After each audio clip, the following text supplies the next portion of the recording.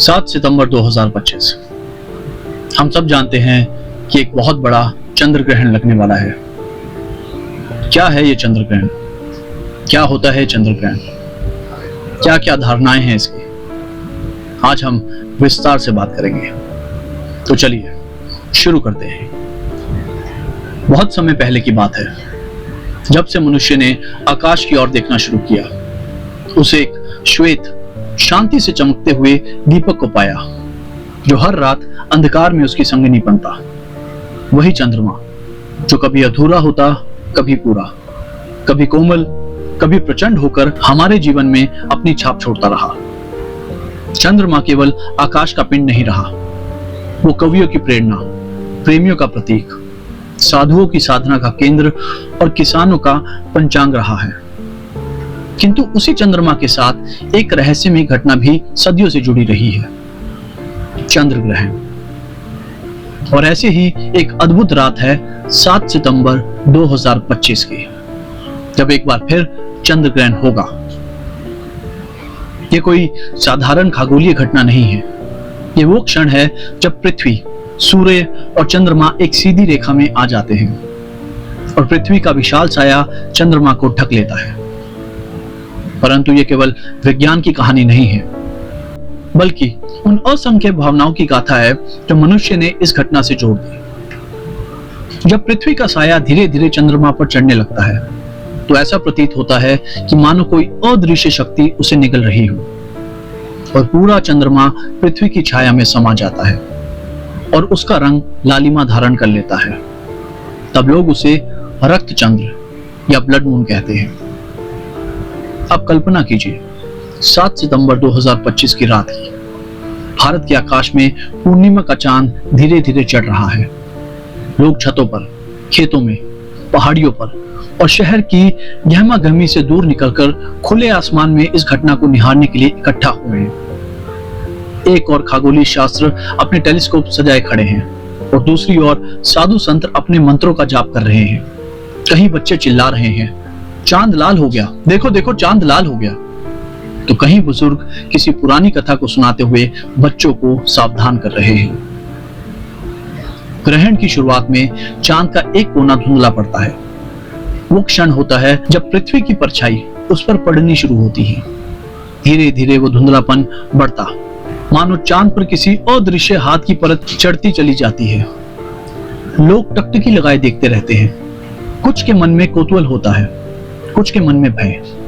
और जब धीरे धीरे पूरा चांद उस छाया में डूब जाता है, तो वो अपने स्वाभाविक सफेद या पीले रंग को छोड़कर गहरी लालिमा में बदल जाता है।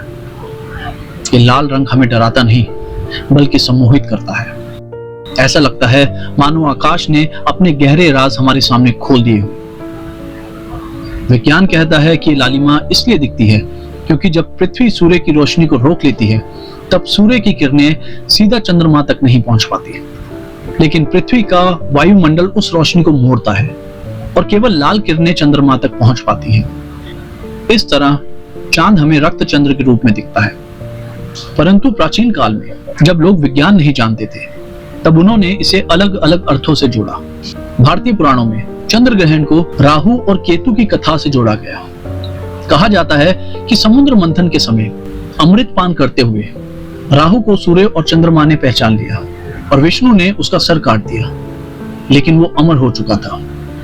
तभी से उसका सिर राहु और धड़ केतु के नाम से आकाश में घूमता है और समय समय पर सूर्य और चंद्रमा को ग्रसता है। जब चंद्र ग्रहण होता है, लोग कहते हैं राहु ने चंद्रमा को निगल लिया।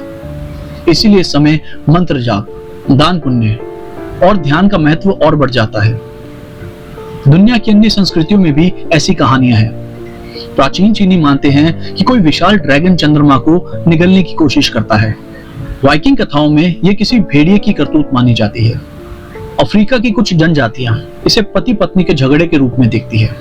सूर्य और चंद्रमा एक दूसरे से रूठ गए हों, हर जगह यह घटना केवल एक खगोलीय घटना नहीं, बल्कि जीवन, डर और आस्था से जुड़ा रहस्य बन गई। अब लौटते हैं 7 सितंबर 2025 की रात पर। समय धीरे धीरे गुजरता है, ग्रहण गहराता है, लोग अपने अपने तरीके से इसे जीते हैं कोई खगोलीय प्रेमी इसे तस्वीर में कैद कर रहा है, कोई कवि अपने दिल की बातें कागज पर उतार रहा है, कोई माँ अपने बच्चे को गोद में लेकर समझा रही है कि ये सब ईश्वर की लीला है, कोई साधु नदी के किनारे ध्यानस्थ होकर शांति का अनुभव कर रहा है। कई मंदिरों में घंटियां शांत हो गई हैं, क्योंकि परंपरा कहती है कि ग्रहण के समय पूजा स्थगित कर दी जाती है। कई लोग चुपचाप मंत्र जाप कर रहे हैं, ओम चंद्राय नमः। ग्रहण धीरे धीरे चरम पर पहुंचता है। ये वही क्षण होता है जब पूरा चंद्रमा पृथ्वी की छाया में डूब चुका होता है और गहरी लालिमा से जगमगा रहा होता है। ऐसा लगता है मानो आकाश ने अपने हृदय का रक्त हमारे सामने बिखेर दिया हो। लोग मंत्रमुग्ध हो जाते हैं। कुछ इसे अनहोनी का संकेत मानते हैं, कुछ इसे प्रकृति की सबसे सुंदर कृति। वैज्ञानिक इसे टोटल लूनर इक्लिप्स कहते हैं, लेकिन आम इंसान की आंखों में ये एक स्वप्न है, एक दिव्य चमत्कार। और जब ये लालिमा धीरे धीरे कम होने लगती है, जब छाया धीरे धीरे चांद से हटने लगती है, तो मानो कोई लंबा स्वप्न पूरा होकर विदा हो रहा है। चंद्रमा फिर से उज्जवल हो उठता है, जैसे किसी ने उसकी आंचल से पर्दा हटा दिया हो। लोग राहत की सांस लेते हैं, मंत्र जाप थम जाते हैं, बच्चे खुश होकर तालियां बजाते हैं और कई लोग नदी में स्नान कर आस्था के अनुष्ठान पूरा करते हैं।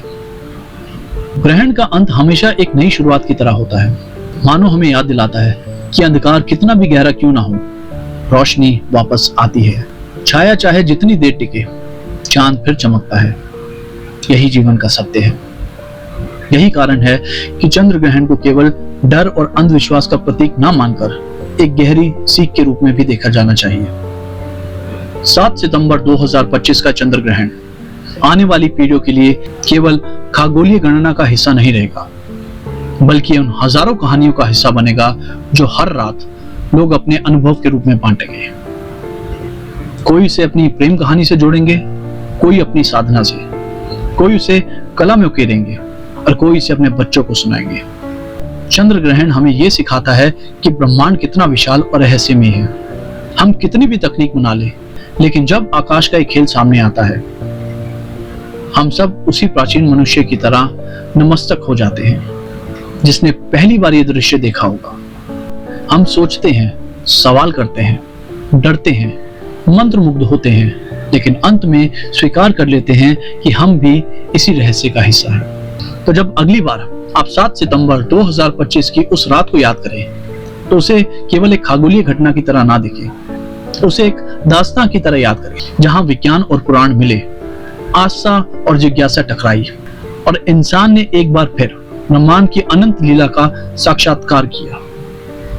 दोस्तों, अगर आपको वीडियो अच्छी लगी तो हमारी इस वीडियो को लाइक कीजिए, शेयर कीजिए और ऐसी ही और वीडियो देखने के लिए हमारे चैनल को सब्सक्राइब कीजिए। मिलते हैं बहुत जल्दी एक नए किस्से और कहानी के साथ। तब तक के लिए धन्यवाद।